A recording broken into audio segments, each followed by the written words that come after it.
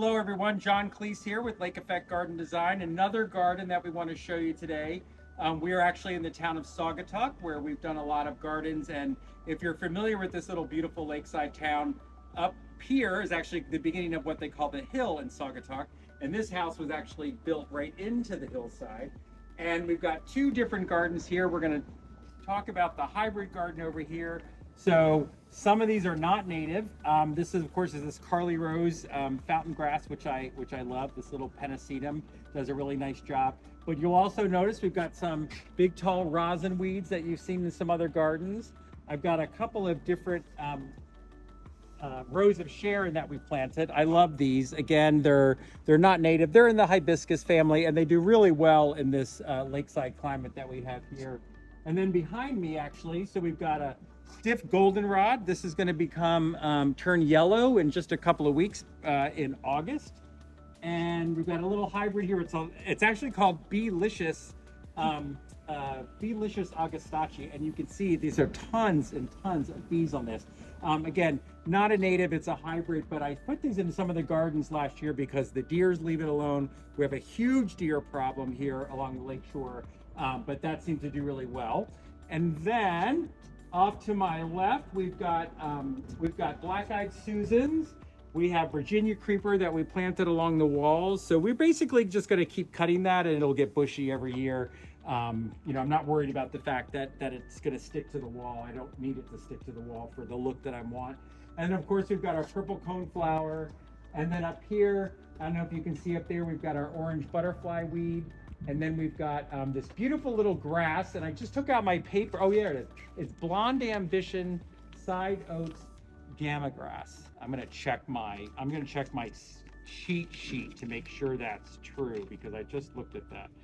Blonde Ambition Blue Grama Grass. Blue Grama Grass, yeah. And I love it. And we have another garden up front that we'll show, but it says this little like side flower off to the side. Again, it's a hybrid grass, but I thought it was really pretty for this garden. And then hanging off the side here actually is a hybrid New England Aster, which I have to keep cutting back as it hits the guests as they walk up the steps. But anyway, beautiful little mixed hybrid garden here in Saugatuck. This house was actually built into the side of the hill, and it's actually an Airbnb, which I think is Sunset Oasis here in Saugatuck. And this is a pure native garden that we planted here. This was, well, we're going to run some B-roll, I think, where we've got some pictures of what this looked like before. You can see here we had all of the, basically they built the house and then the walls were built, but we had a lot of erosion, so we came in and we did the textile grid across the hillside, and then we put in the sand and the dirt, actually dirt, and had plenty of sand. We filled it with dirt, then we put coconut fiber on it, and then we planted the plugs into the coconut fiber, and then we mulched on top of it. And this is actually the first growing season. This was put in last, it's the first growing season, so we put it at the end of August, I'd say, and it's now August, so almost a full year, but the first growing season. And what we've got up here, we've got some tall coreopsis that are growing. We have some beautiful stiff goldenrod that's going to start to bloom fairly soon. And we have lots and lots of one of my favorites, which is the Baptisia, the wild blue indigo. And we also put white wild indigo in here as well. And that is scattered all throughout. We've got our black-eyed Susans. We've got a bunch of stuff that hasn't started yet. Like I said, we've just still got some leaves on some things. But again, very challenging site, very hot in the summer.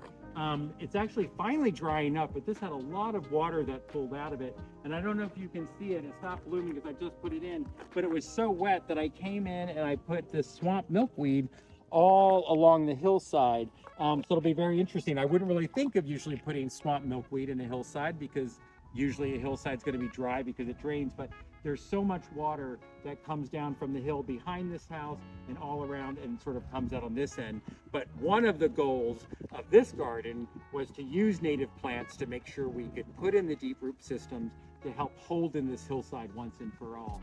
I actually also want to point out we managed to get a couple of red buds in. That wasn't the easiest thing to do, but this is a good lesson that when you have a tough spot, we use container plants. Obviously, instead of the big bulb and burlap, but we just use some containers that we could haul up the hill and put the trees in, and they've done quite well. So remember, the smaller the tree you put in, usually the better chance you have of a survival rate. It's just not such a shock, but we're super excited. But the main thing I wanted to show you about this garden, I wanted to tell you what my mistake was. So there's no purple right now. And purple is a beautiful color, and also we want some more, you know, the more flowers you can have for pollinators, the better. But I'm gonna come back here in the fall, and I'm gonna seed in Monarda, and I'm gonna seed in the purple coneflower all throughout this rest of this garden. So right now we would have this beautiful blue along with the yellow during, we're about ready to hit early August here in West Michigan. And I think it could use some purple. So we're gonna come back probably in November and put some more seeds in.